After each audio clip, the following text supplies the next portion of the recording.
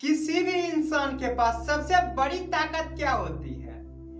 पैसों का, पावर का, या फिर शरीर के भूख का? इनमें से कोई सा भी ताकत पावरफुल नहीं होता। जो सबसे पावरफुल और गहरी ताकत होती है वो वासना की ताकत होती है। पर जैसे ही हम लोग वासना सुना करते हैं तो हमें लगता है कि सिर्फ सेक्सुअल डिजायर की बात हो रही है। पर वासना कभी ये नहीं कहती कि मैं सिर्फ सेक्सुअल डिजायर तक ही सीमित हूँ। हम किसी भी चीज को चाहते हैं तो उस चीज को जो चाहना होता है उसे ही वासना कहते हैं। अगर किसी को अच्छे भोजन की चाह है तो अच्छे भोजन को चाहना भी वासना होती है। किसी को सुंदर दिखना है, किसी को पैसे कमाना है, किसी को पावर की भूख है, किसी को पैसे की भूख है। जितनी भी तरह की भूखें होती है, सारी जो चीजें होती है वासना के अंदर ही आती है। किसी भी चीजों को चाहने के पीछे जो जड़ होती है वो वासना ही होती है। वासना में जो सबसे पावरफुल चीजें होती है वो होती है सेक्सुअल डिजायर की। यानी कि जो सेक्सुअल डिजायर होती है वो वासना का सबसे पावरफुल चीजें होती है, जो हमें प्रकृति ने दिया है, नेचर से हमें मिला है। लेकिन लोगों ने हमेशा वासना को गलत बताया। लेकिन जो वासना होती है, समझने वाली चीज ये है कि जो सबसे पावरफुल वासना होती है सेक्सुअल डिजायर की, इसे समझने की जरूरत होती है। सेक्सुअल डिजायर के एक्शन में इतना पावर होता है कि एक नए जीवन को जन्म देता है, जिसका जो गुण होता है, जिस इंसान से आया होता है उसका सारा गुण लगभग उसमें मिल जाया करता है। यानी कि ये जो वासना में सेक्सुअल डिजायर होती है ये इतना पावरफुल होती है कि अगर इन चीजों को हम समझेंगे नहीं, अगर इससे हम दूरियां बना लेंगे या इससे नफरत करेंगे तो ये इंसानों को बर्बाद कर देती है। सेक्सुअल डिजायर एक एनर्जी होती है और कोई भी एनर्जी ना गलत होती है ना सही होती है। एनर्जी का यूज हम किस प्रकार से करते हैं ये डिसाइड करती है कि वो एनर्जी अच्छी है या फिर नहीं है। जैसे कि जो आग होती है उससे रोटियां भी बनाई जाती है और उससे घर भी जलाई जाती है। आग का जो गुण होता है वो सिर्फ एक एनर्जी होती है, लेकिन हम उसका यूज किन चीजों में करते हैं ये डिसाइड करती है कि वो आग अच्छा काम कर रही है या फिर बुरा चीज। अगर आग के यूज से अगर हम रोशनी को पैदा करते हैं, अगर हम रोटियां बनाते हैं, रोटियां पकाते हैं तो वो अच्छी चीजें होती है। पर वही आग से जब घर जल रही होती है, जंगल जल रही होती है जहाँ पे बहुत सारे जीव रहा करते हैं, तब जो एनर्जी होती है ये गलत चीज का फॉर्म ले लेती है। उसी प्रकार से जो सेक्सुअल डिजायर होती है लोग इसे दबाने की कोशिश करते हैं। इवन कि सेक्सुअल डिजायर लोग हर किसी से खुल के भी बात नहीं करता। ये जो सेक्सुअल डिजायर होती है अगर इसे कोई इंसान सही से समझ नहीं पाता तो लोग इसका गुलाम बन जाता है। यानी कि अगर हम वासना को अच्छे से समझेंगे नहीं तो वासना के अंदर ही हम फंसे रह जाएंगे।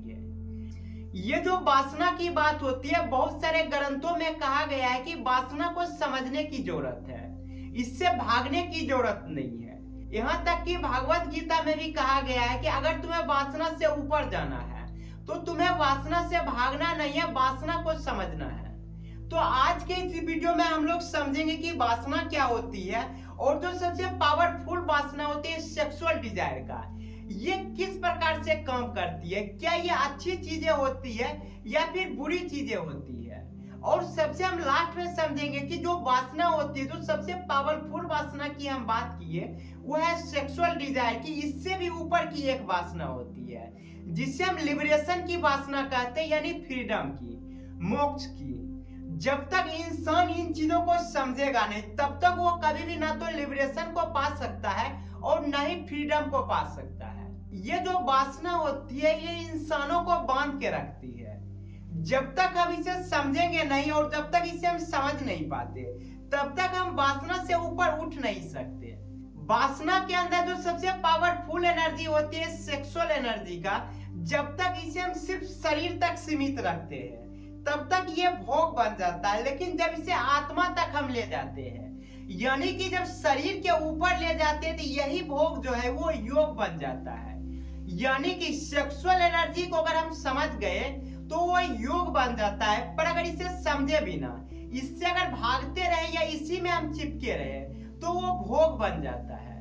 तो आइए काफी गहराई में इसे समझने की कोशिश करते हैं कि कितना पावरफुल चीजें होती है और कैसे इसको सही दिशा में यूज करके हम मोक्ष को पा सकते हैं या फ्रीडम को पा सकते हैं। अभी के समय में ऑलमोस्ट जितने भी लोग हुआ करते हैं उनमें से लगभग लोग अपनी सेक्स डिजायर को दबाने की कोशिश करते हैं, यानी कि वो कहीं ना कहीं ये मानते हैं कि ये जो सेक्स डिजायर होती है ये इंसानों को बर्बाद करती है। जबकि ये जो सेक्स डिजायर होती है यानी कि वासना का जो सबसे पावरफुल रूप होती है, इसे दबाने की जरूरत नहीं होती बल्कि इसे समझने की जरूरत होती है।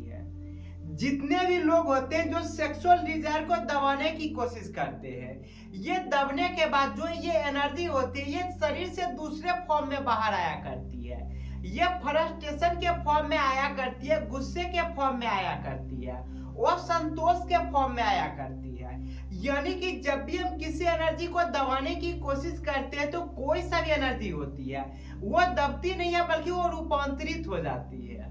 अगर हम किसी भी एनर्जी को समझ लेते हैं तो उसका जो ट्रांसफॉर्मेशन होता है वो अच्छी चीजों में होता है, पर जिन चीजों को समझे बिना हम उससे भागने लगते हैं, हम ये मान लेते हैं कि ये चीजें ही गलत होती है, तब जाके इसका जो ट्रांसफॉर्मेशन होता है ये गलत चीजों से बाहर आया करते हैं। यानी कि ये जो ट्रांसफॉर्मेशन हमारा होता है ये एंगर के फॉर्म में बाहर आती है, फ्रस्ट्रेशन के फॉर्म में बाहर आती है।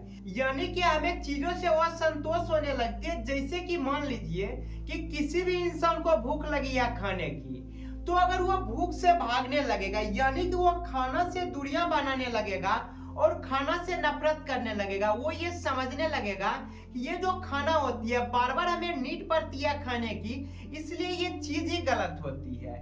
यानी कि जो हमारी खाने की भूख थी अगर इसको हम दबाने की कोशिश करेंगे तो इसके बाद क्या होती है कि हम गुस्से में जाने लगते हैं। यानी कि जब हम खाना को खा लेते हैं उसके बाद जो हमारा बिहेवियर होता है वो नॉर्मल इंसानों की तरह होता है, पर जब हम भूखे रहते हैं तो उस समय हम धीरे धीरे गुस्से में जाने लगते हैं, फ्रस्ट्रेशन में जाने लगते हैं, हमें अपनी ही चीजों से असंतोष होने लगती है।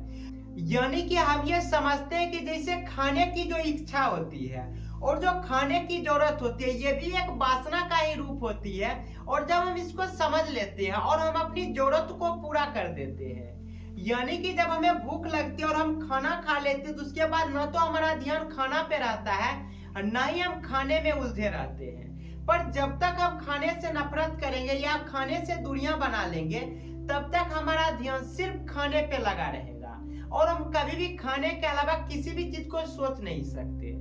यही होती है सेक्सुअल डिजायर में, जब हमारे मन के अंदर तीव्र इच्छा उठती है सेक्स करने की और हम इन चीजों को दबाने लगते हैं। जब हम मानते हैं कि जो सेक्सुअल डिजायर होती है वो गलत चीजें होती है तो हमारा जो सारा एनर्जी होती है इस डिजायर को दबाने में लगी रहती है। यानी कि हम दिन रात मेहनत कर रहे होते हैं किसी भी तरह से सेक्सुअल डिजायर को बाहर आने ना दे, क्योंकि जो सेक्सुअल डिजायर होती है ये वासना की एक ऐसी फॉर्म होती है जहां इसे हम एक्सप्रेस कर सकते हैं, लेकिन और भी चीजें होती है उसे इतनी आसानी से एक्सप्रेस नहीं कर सकते।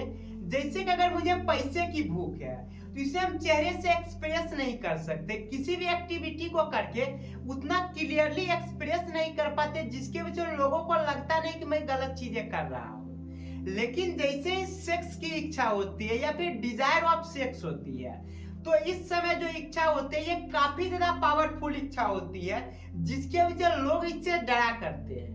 यहाँ तक कि सिर्फ लोग ही डरा नहीं करते बल्कि बहुत सारे जो साधु संत होते हैं जो ये बताते रहते हैं कि स्त्री जो होती है वो अछूत होती है, यानी कि स्त्री अगर मुझे छू लेगी तो मैं अछूत हो जाऊंगा, इसलिए मैं स्त्री से दूरियां बना के रखता हूँ।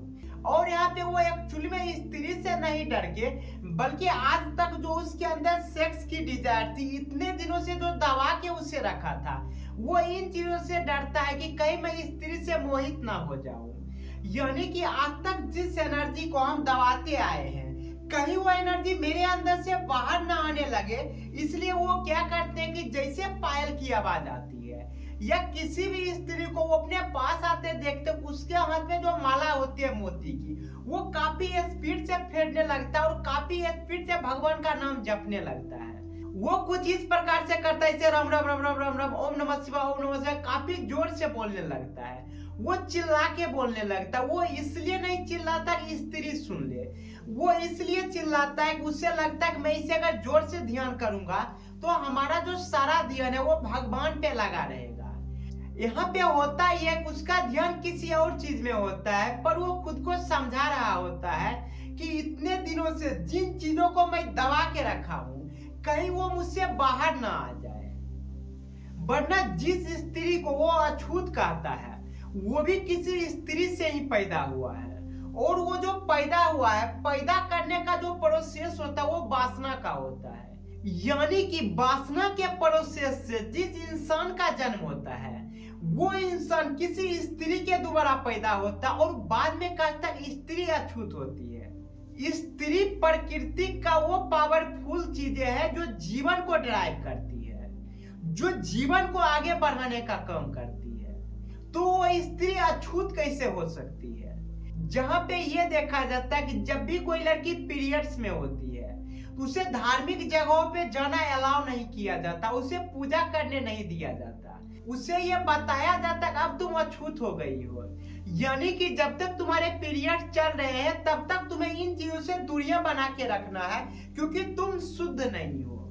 पर सच्चाई ये होती है कि जब स्त्री पीरियड में होती है तो वो उस समय भी शुद्ध होती है और बाकी टाइम भी शुद्ध ही हुआ करते हैं। यानी कि स्त्री हमेशा से प्योर हुआ करती है। जहां पे हम ये देखते हैं कि जब सुबह सुबह हम बगीचे में जाया करते हैं, जब फूल को खिला देखते हैं तो कहते हैं आहा कितनी आनंदित खुशबू आ रही है। तो वो जो खुशबू आती है वो भी जो फूल होते हैं वो पीरियड्स में ही होती है।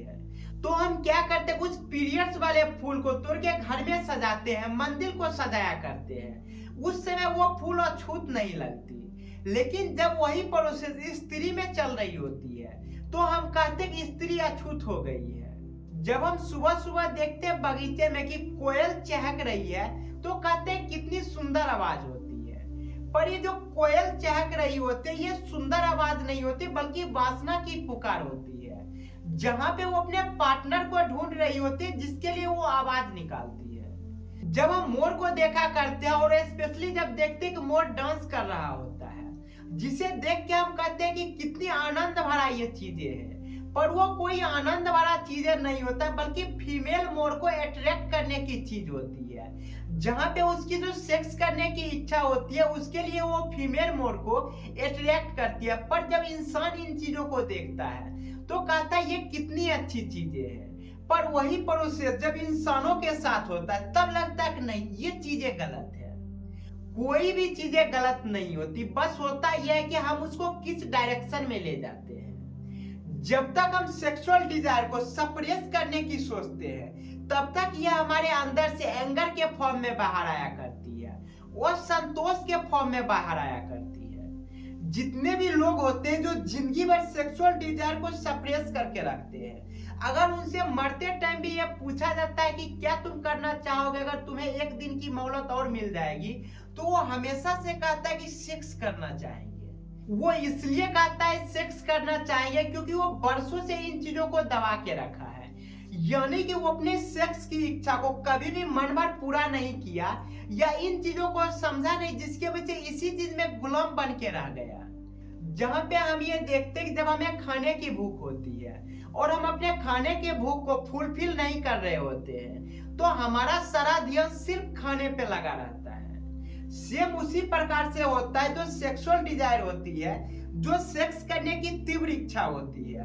अगर इसको हम दबा के रखते हैं तो हमारा किसी भी चीज में मन नहीं लगता और किसी भी चीज में पूरा ध्यान नहीं दे पाते, क्योंकि हमारा सारा ध्यान इस डिजायर को दबाने में लगी है। पर हम देखते हैं कि जब कोई इंसान सेक्स कर लेता है या सेक्स को समझ लेता है, जो डिजायर ऑफ सेक्स होती है, जो इसकी पावर होती है, जब इन चीजों को समझ लेता है तो वो पूरी तरह से शांत हो जाता है। यानी कि इतना जो भटकाव होती है जिंदगी में, सारी भटकाव एक पल में खत्म हो जाती है और वहां पे थोड़ा सा शांति मिलती है। पर होता यह है कि जो सेक्सुअल प्रोसेस होती है इसमें सिर्फ पल भर का शांति होता है। लेकिन जब इस पावर को हम समझ लेते हैं तो इन पावर से हम पूरी जिंदगी आनंदित रह सकते हैं। बस डिपेंड इस पे करता है कि हम इसको सेव कैसे देते हैं। जैसे कि जब हम नदी को देखा करते हैं और नदी में जब पानी का उफान उठता है तो देखते हैं आसपास के जितने भी एरिया होते हैं सभी जगह बाढ़ आ जाती है और काफी जान माल की क्षति होती है। पर जब उस नदी पे हम बांध बना देते हैं, वहां से गुजरने वाली पानी में हम जब कंट्रोल कर लेते हैं, जब उसको एक डायरेक्शन दे देते हैं, तब देखते हैं वही एनर्जी से बिजली बनाई जाती है जिससे घर में रोशनी आती है। पर जब इसको कंट्रोल नहीं कर रहे थे तो ये लोगों को नुकसान दे रही थी। तो यही चीजें होती है सेक्सुअल डिजायर की, यानी कि वासना का जो सबसे परम रूप होता है, जो सबसे पावरफुल चीजें होती है, अगर इसको हम समझेंगे नहीं तो हम इन चीजों से ऊपर नहीं उठ पाएंगे। और वासना को बिना समझे कोई भी इंसान ब्रह्मचारी को प्राप्त कर नहीं सकता। अगर कोई कहता है कि मैं वासना से दूरियां बना के ब्रह्मचारी को प्राप्त कर लिया हूं, तो वो इंसान सिर्फ झूठ बोल रहा है। वो खुद से भी झूठ बोल रहा है और सामने वाले इंसानों से भी झूठ बोल रहा है। यही तो कारण है कि जब बहुत से साधु संत को देखते हैं जिनका जब पर्दाफाश होता है तब पता चलता है उनके शिविर में क्या चल रही थी। जैसे कि आसाराम को भी देखा गया कि किस प्रकार से वो सेक्स कर रहा था। यहाँ पे देख सकते हैं कि 50-55 साल के उम्र में भी आसाराम का सेक्स करने की इच्छा गई नहीं। वो इसलिए नहीं गई कि बरसों से इस इच्छा को वो दबा के रख रहा था, लेकिन दबाने के बाद जब उस चीज पे वो कंट्रोल नहीं कर पाया तो वो जबरदस्ती इसको छुप के निकालने लगा। और जब यही चीज लोगों के सामने आया तब लोगों को लगने लगा कि ये पाखंड है। जबकि समझने वाली चीज ये होती है कि जब भी हम साधु संत के पास जाया करते हैं तो सभी जगह ये कहा जाता है कि सेक्स गलत चीज है, डिजायर ऑफ सेक्स ही पाप है। जब किसी भी चीज को सही या गलत बोलते हैं या फिर पाप या पुण्य के बंधन में बांध देते हैं, तो पाप और पुण्य के बंधन में किसी भी चीज को बांधना या सही और गलत चीज के फॉर्म में किसी भी चीज को बांधना, यहाँ पे वो चीजें बनती नहीं बल्कि हम उसमें बंध गए होते हैं। यानी कि जब हम डिजायर ऑफ सेक्स को एक्सप्रेस कर देते हैं या इन चीजों को समझ लेते हैं तो हमारे अंदर से बेचैनी खत्म हो जाती है, फ्रस्ट्रेशन खत्म हो जाती है। लेकिन जब हम इसको एक्सप्रेस नहीं कर पाते, इसे दबाने की कोशिश करते हैं, तो हम इन चीजों में बंध जाते हैं और हमारा जो एनर्जी होता है वो सारा एनर्जी गलत चीज के फॉर्म में बाहर आया करती है, एंगर के फॉर्म में और संतोष के फॉर्म में बाहर आया करती है। यही कारण है कि मैक्सिमम इंसान को जो सेक्स डिजायर को अपने अंदर सप्रेस करके रखा होता है उसे मरने के बाद भी मुक्ति नहीं मिलती। क्योंकि मरने से पहले भी अगर उससे पूछा जाता है वो क्या करना चाहता है तो उसके मन में सिर्फ एक ही चीज आया करती है, और वो चीजें को आप समझ रहे होंगे कि मैं क्या कर रहा हूँ।